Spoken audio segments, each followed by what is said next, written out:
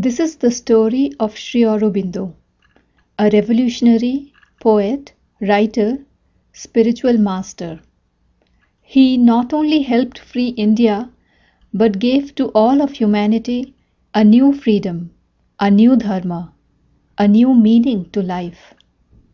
Lives of great men are hidden from superficial sight, yet the outward journey of such a person can inspire the inner pilgrimage of many men. Much of this story is narrated by people who knew him during his lifetime. Aurobindo was my third son, born in Calcutta on August 15, 1872. When he was 5, I sent him to Darjeeling to study in the Loreto convent along with his 2 older brothers. I wanted my children to get the best possible education, that is, a Western education. When Oro was 7, I sent my sons to England. He was the only one to get admission in St. Paul's. Then he got a scholarship for King's College in Cambridge. Hardly 20, he was already writing excellent poetry and drama. He studied the classics and stood first in the examinations. I wanted him to join the Indian civil service. At that time, my wealth was dwindling. I had 2 other children, and my wife was constantly sick. I could not send money to England, and my sons faced great hardship.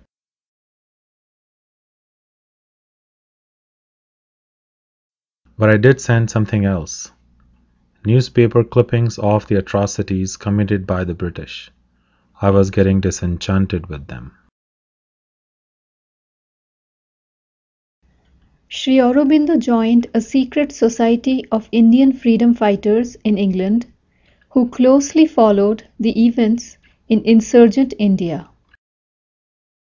In England, I met a brilliant young man who disqualified himself on purpose in the Indian civil service examinations. He was one of the first few in the written test, but just did not appear for horse riding. It was the dream job of most educated Indians. But Aurobindo Ghosh did not want to serve the colonial power. I asked him to join the Baroda State Services. After 14 years in England, he returned to his motherland. As the ship touched the soil of India, a vast peace descended upon him. His inner journey had begun. Outwardly, he taught at the Baroda College, wrote fiery articles to awaken a sleeping nation, learnt several Indian languages, and mastered Sanskrit so well that he was interpreting ancient texts such as the Vedas.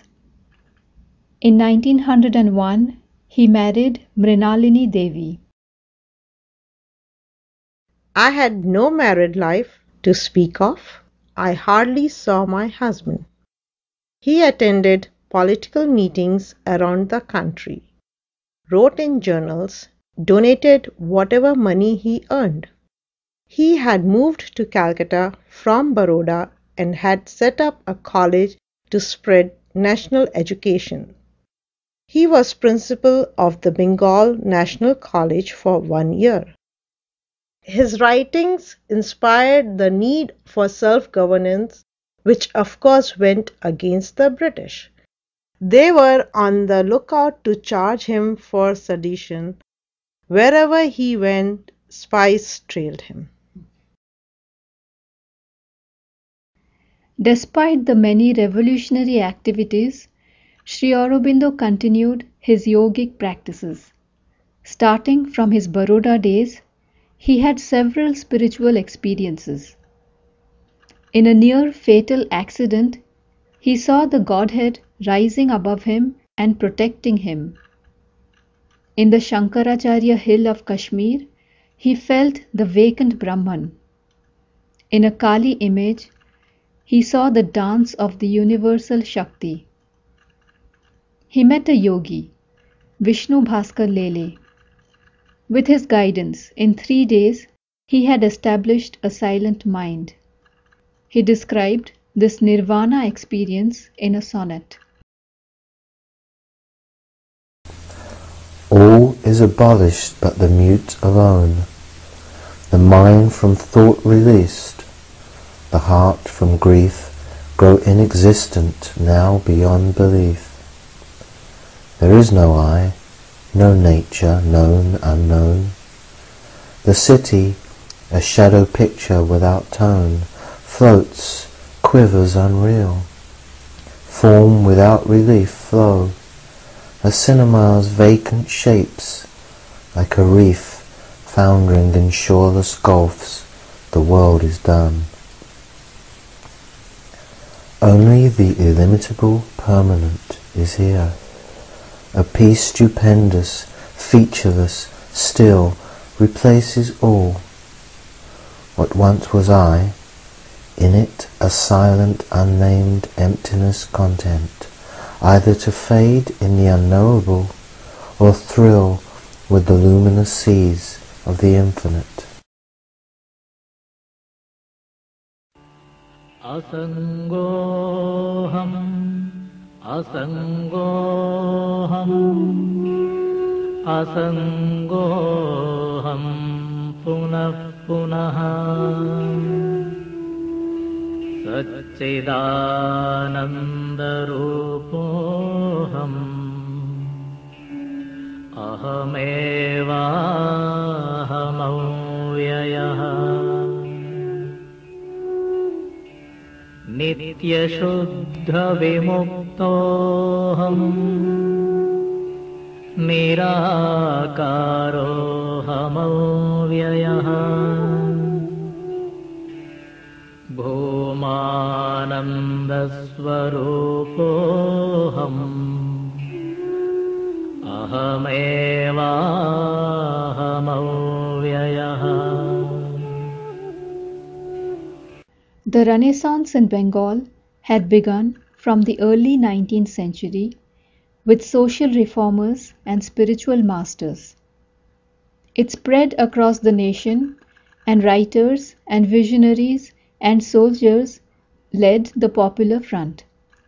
Shri Aurobindo and Bipin Chandrapal started a journal called Bande Mataram. Here, Shri Aurobindo wrote about his vision of a resurgent India. He criticized the timid approach of some Indian leaders and called for uncompromising freedom, Purna Swaraj. He also analyzed world events from a deeper perspective and placed them in the larger scheme of history. There are periods in the history of the world when the unseen power that guides its destinies seems to be filled with a consuming passion for change and a strong impatience of the old.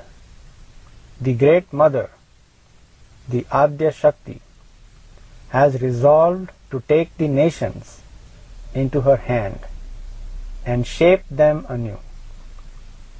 These are periods of rapid destruction and energetic creation, filled with the sound of cannon and the trampling of armies, the crash of great downfalls, and the turmoil of swift and violent revolutions. The world is thrown into the smelting pot and comes out in a new shape and with new features. They are periods when the wisdom of the wise is confounded and the prudence of the prudent turned into a laughing stock.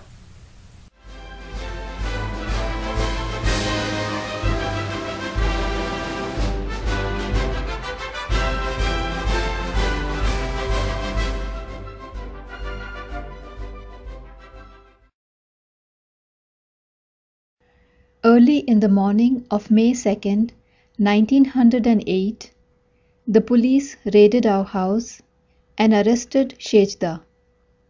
In our Maniktola property, my brother Barin and his group of revolutionaries trained to shoot guns and make bombs.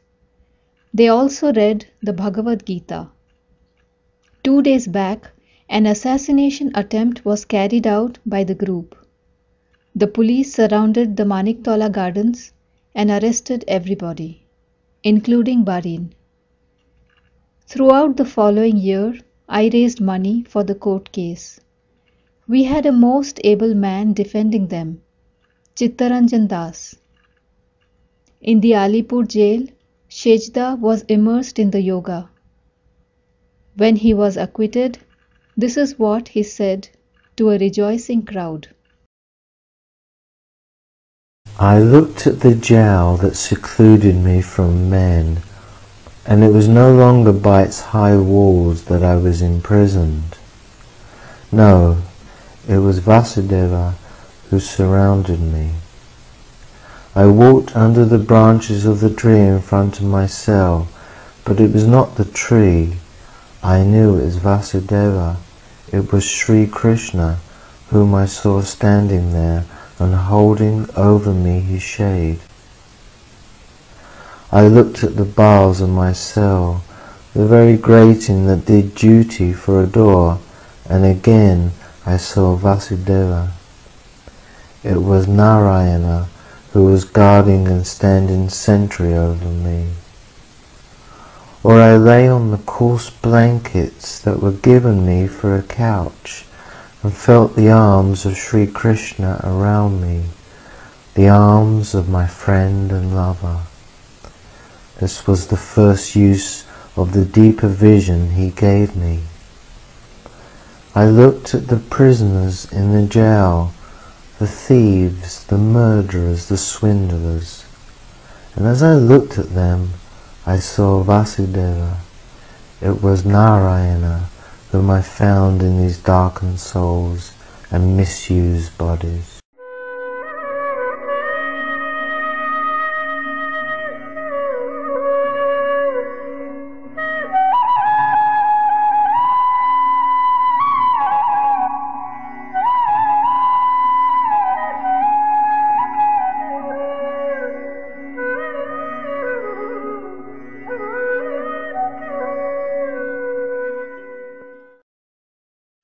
It took the best barrister in Bengal 1 year to acquit Shri Aurobindo and many of us accused in the case. But the course of his life had changed. In his vision, India's freedom was assured. Now, he would work for the freedom of humanity. Still hunted by the British, following the inner Adesh, he travelled incognito to the French colony of Pondicherry. This would be his final destination, sacred land that in ancient times had housed Rishi Agastya's ashram. The early days in Pondicherry were hard. For months we lived under constant watch from British spies and occasional police intrusions. Money was scarce. We lived like gypsies, used one towel, all 5 of us. Slowly people heard of Sri Aurobindo's presence in Pondicherry, poets and revolutionary leaders, and they came to drink from the fountain of knowledge. We shifted to the guest house building, joined the local football club, and even got some mean for Moonana fish for 3 annas. Then there was a stir in our life. In 1914, Mira Richard, a French lady of the high circles, also an accomplished spiritual seer, came to visit Sri Aurobindo. From early childhood, she had had spiritual experiences, and in a recurring vision, she met a supreme being she called Krishna. On March 29th, when she looked upon Sri Aurobindo, vast as the calm ocean, she recognized the Krishna of her vision. This is what she wrote in her diary. It matters little that there are thousands of beings plunged in the densest ignorance. He whom we saw yesterday is on earth. His presence is enough to prove that a day will come when darkness shall be transformed into light, and thy reign shall be indeed established upon earth.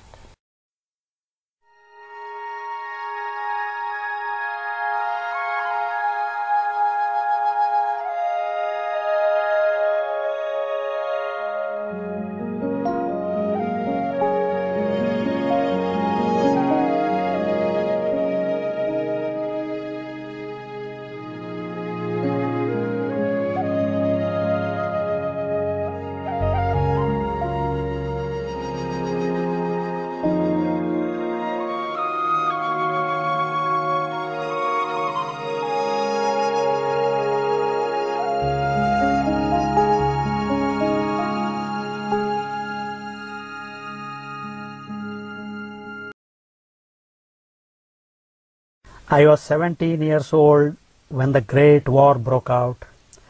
In the same year, Shri Aurobindo started the Arya magazine. I heard many say that the Arya would elucidate the secrets of the Veda and unravel many a knot, till now unloosened in the Upanishads, Itihasas, Puranas.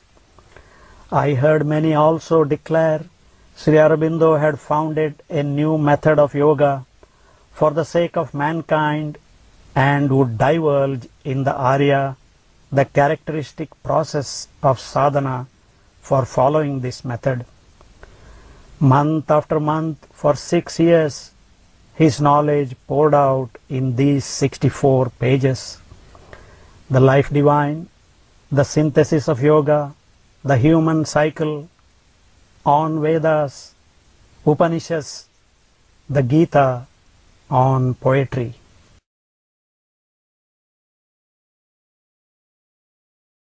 After the war, Mira settled in Pondicherry and started the ashram. Devotees from all over the world came to seek refuge at their feet. Shri Aurobindo had to show us who she really was. The one whom we adore as the Mother is the divine conscious force that dominates all existence. All the scenes of the earth play have been like a drama, arranged and planned and staged by her, with the cosmic gods for her assistants and herself as a veiled actor. But personally, too, she has stooped to descend here into the darkness, that she may lead it to the light, into the falsehood and error, that she may convert it to the truth, into this death, that she may turn it to God-like life, into this world pain and its obstinate sorrow and suffering, that she may end it in the transforming ecstasy of her sublime Ananda. In her deep and great love for her children, she has consented to put on herself the cloak of this obscurity, condescended to bear the attacks and torturing influences of the powers of the darkness and the falsehood, born to pass through the portals of the birth that is a death, taken upon herself the pangs and sorrows and sufferings of the creation, since it seemed that thus alone could it be lifted to the light and joy and truth and eternal life. This is the great sacrifice, called sometimes the sacrifice of the Purusha, but much more deeply the holocaust of Prakriti, the sacrifice of the Divine Mother. Om Namaste Sarvadevanam वरदासि हरिप्रिये ॐ त्रैलोक्य पूजिते देवी कमले विष्णुवल्लभे मङ्गलां शोभनां शुद्धां निष्कलां परमामकलां विश्वेश्वरी विश्वम्भविकां प्रणमाम्यहम् सदा पातकसंहन्त्री सद्यो दुःखविनाशिनी सुखदा Mokshada Meera मीरैव परमागतिः मीरैव परमागतिः. In the evening of November 24th, 1926, Mother called us all to meditate with Shri Aurobindo. We were then 24 of us. Mother sat on a stool and Shri Aurobindo on his green chair. It was a charged atmosphere. Something stupendous had happened. Sri Krishna, the Anandamaya, had merged with Shri Aurobindo that day. The overmind had descended into the physical. This was the end of a chapter in the ashram's life. Shri Aurobindo withdrew in the background, and we had his darshan only on the 4 special days of the year. But he was more active than ever. He wrote hundreds of letters to his disciples, sometimes all night. The great occult battle between the Asura and the divine had begun. On the terrestrial plane, we know it as the Second World War. Shri Aurobindo and Mother, not themselves physically in the battlefield, were in reality at the head of world movements, like Krishna in the Mahabharata. But the human instrument of the avatar had to bear the angry blow of the defeated power. The lap that upheld the earth was fractured in a fall. 6 of us doctors and strong men were given the privilege of serving our Lord's body. As Shri Aurobindo's thigh healed, many happy evenings were spent in sublime and mundane talks. We were shown the smiling grace of his Leela. Shri Aurobindo started composing the epic poem Savitri way back in Baroda. It contains his revelation in such divine cadence that the hearer is left always wanting for more. After revising his earlier prose works, he took up Savitri and added several cantos. His grace fell on me, and I, Nirod, became his scribe, a modern Ganesh to our Vedavyas.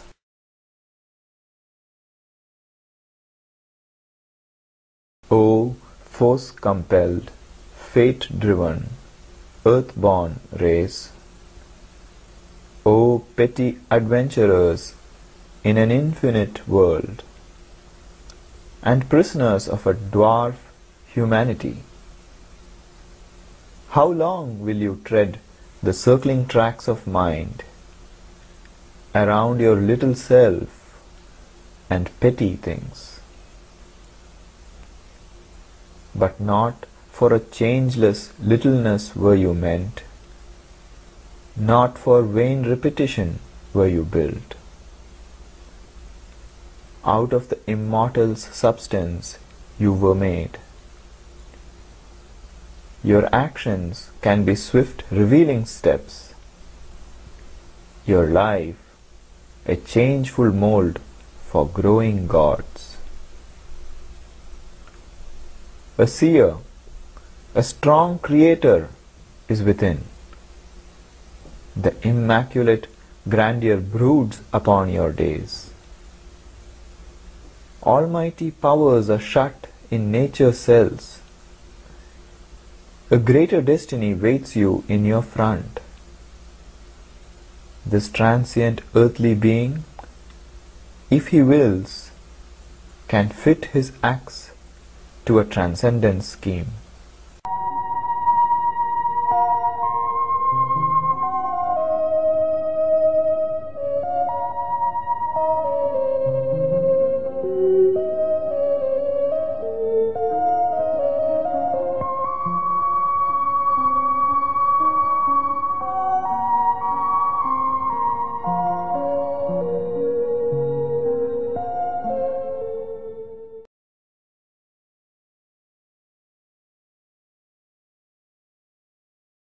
Death for man is an end of all that is good.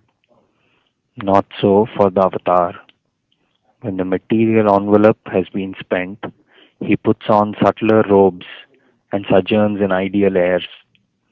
After having struggled, suffered, endured so much, after having prepared, achieved all for us, Sri Aurobindo returned to nature her gift.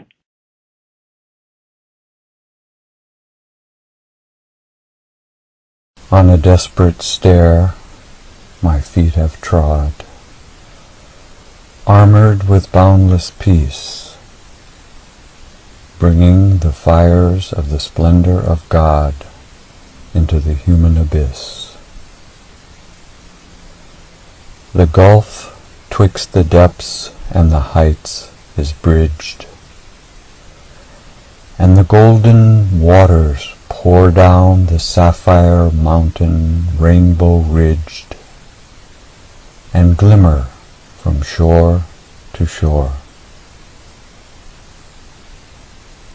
A little more, and the new life's doors shall be carved in silver light, with its aureate roof and mosaic floors, in a great world, bare and bright. I shall leave my dreams in their argent air, for in a raiment of gold and blue there shall move on earth, embodied and fair, the living truth of you.